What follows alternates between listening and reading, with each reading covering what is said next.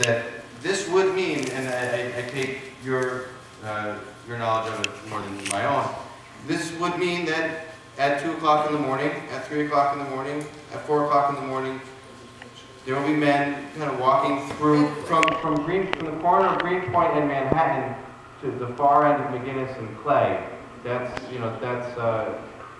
it's not a short little walk, and it is going through any number of residential blocks. Good evening, Councilman. My name is Michael Almeida. I represent Senator Martin Dilan. A lot of good things have been said here. I have one question and then a comment. My understanding, DHS is a city agency, and ODAT is the state agency that oversees DHS. So the agreement is with a city agency and helping with that. That is true, yes. So DHS is a city agency. I think that oversees it is the Dormitory Authority, or well, actually ODAT, the Office of Disabilities and Temporary Assistance. There are two issues that are obvious in this community. First is DHS and Help USA are insisting on putting the shelter where they have put it.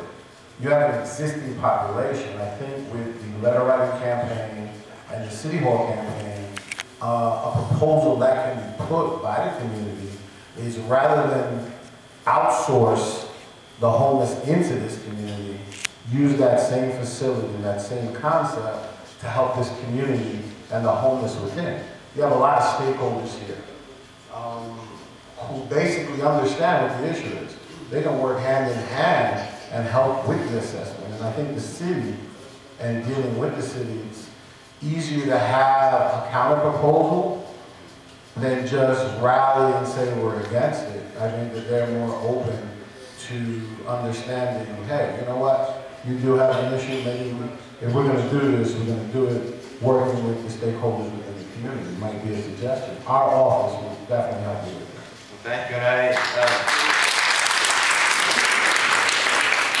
And I've always enjoyed a really good working relationship with Senator Dilan, and I appreciate all the support that you guys are giving and the attention to it. And I know that Senator Dilan and the whole staff are very dedicated to Greenpoint community. So thank you very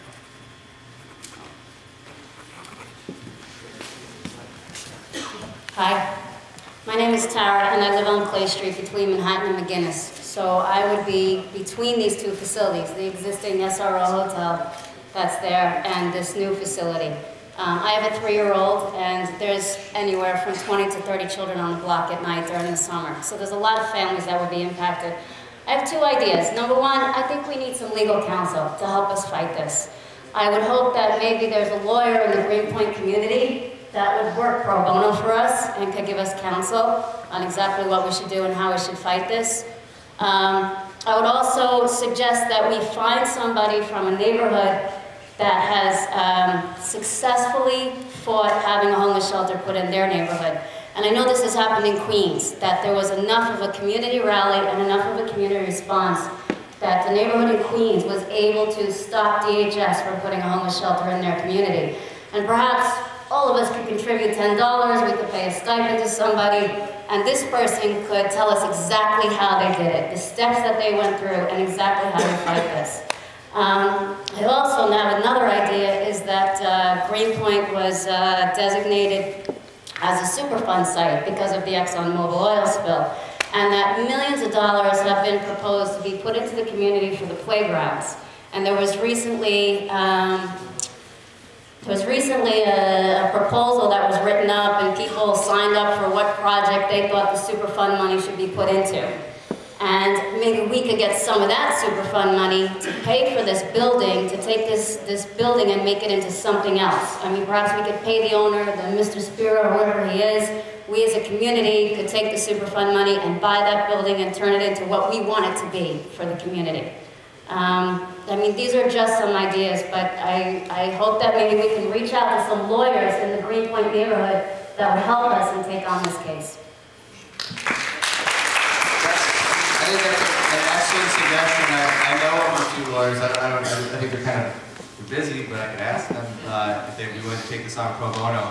I mean, I think that the other suggestion about kind of looking at other areas this has been an issue and where communities are taking up this fight, I think it's helpful to always to see what's worked in the past and what hasn't worked in the past. So I think that those are excellent ideas.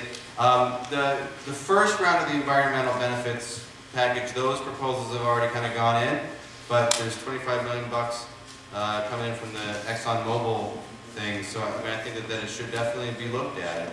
I mean, I don't know. I don't know who's the appropriate person to do this, but maybe we should be talking to the owner of the building and saying, you know, are you? How much money do you need? Well, are you looking at? Would you be interested in other options? You know, Yeah. if there's other potentials there. I mean, apparently he's doing this because he can't rent out his space because he can't.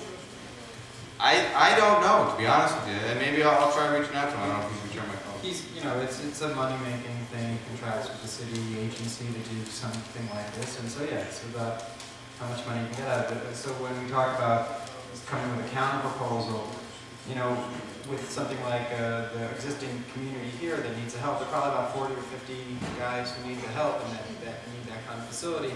But the contract here will be for 200 beds, and you get paid on a per bed count, so the numbers don't add up for him. So if we were to say, here's 50, he's like, well, I got 200, and that's just, it's all a money issue for him. But I think that's a good point. I mean,